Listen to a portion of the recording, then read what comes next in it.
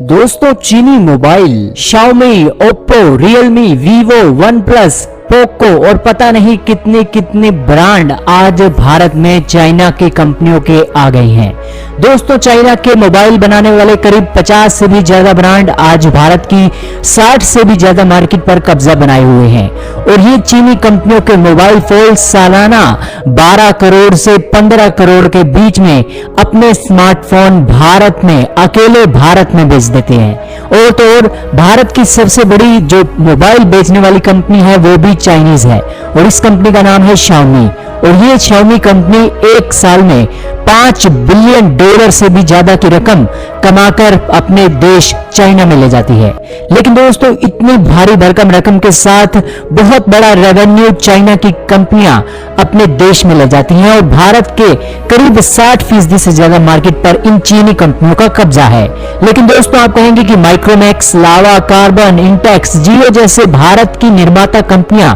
आखिरकार इन शाओमी और इन चीनी कंपनियों के आगे इतना टिक क्यों नहीं पाती हैं और अपना मोबाइल फोन इतना बेहतरीन क्वालिटी का नहीं बना पाती हैं जितना बेहतरीन क्वालिटी का चीनी मोबाइल फोन होता है।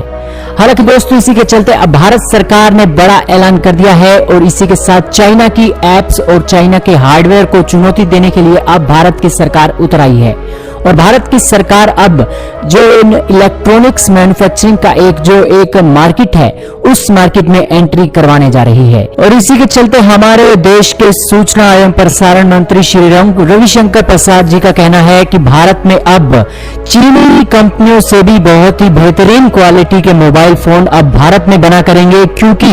अब भारत में वो कंपनियां आ रही हैं जो कंपनियां एप्पल आईफोन के जो एक प्रोडक्ट बनाती हैं वो कंपनियां भारत की कंपनियों के साथ मिलकर अपने प्रोडक्ट बनाएंगी। और इसी के साथ दोस्तों अब जैसे कि पूरी दुनिया में अलग अलग देशों का अपना एक मोबाइल फोन होता है और वो मोबाइल फोन किसी और देश में पॉपुलर हो ना हो लेकिन वो अपने देश के लिए जरूर पॉपुलर होते हैं क्योंकि वो सस्ते भी होते हैं। जैसे कि दोस्तों सैमसंग जैसे दक्षिण कोरिया की कंपनी है और वो सैमसंग दक्षिण कोरिया में बहुत फेमस है और एक अलग ही पहचान दक्षिण कोरिया की सैमसंग बना रहा है। इसी तरह ब्लैकबेरी कनाडा की कंपनी है, कनाडा की पहचान है, तो इसी के साथ ही सोनी जापान और एप्पल अमेरिका की पहचान है। वैसे ही दोस्तों अब भारत की सरकार अब भारत के इलेक्ट्रॉनिक्स मैन्युफैक्चरिंग हब में एक नई जान डालने वाली है और भारत में अब एक ऐसी कंपनी उभरेगी जो बहुत ही बेहतरीन क्वालिटी का मोबाइल फोन बनाएगी। और दोस्तों भारत के लिए बहुत जरूरी भी है क्योंकि भारत 133 करोड़ से भी ज्यादा जनसंख्या का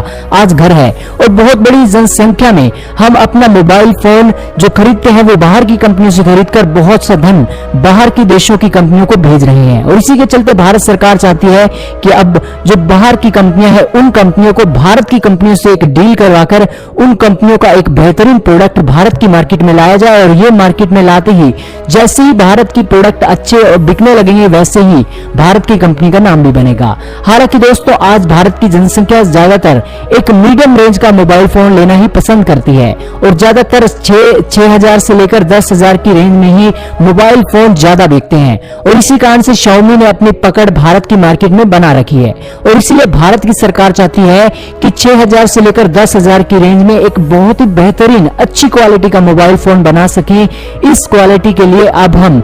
ताइवानीज एक फोक्सकॉन नाम की कंपनी है और विस्ट्रोन नाम की कंपनी है जो कि आईफोन के प्रोडक्ट बनाती है, उन कंपनियों को भारत की कंपनियों के साथ शेयरिंग करवा के उन कंपनियों के द्वारा अब भारत में मोबाइल फोन बनाने की स्कीम में भारत सरकार लगी हुई है। और तो और भारत अब इस ओर कदम उठा रहा है कि भारत में मोबाइल फोन के साथ साथ इलेक्ट्रॉनिक्स मैन्युफैक्चरिंग हब बनाने के लिए विदेशी कंपनियों को भारत में लाया जाए और इसी के जरिए भारत में 15 से 20 लाख जॉब सालाना एक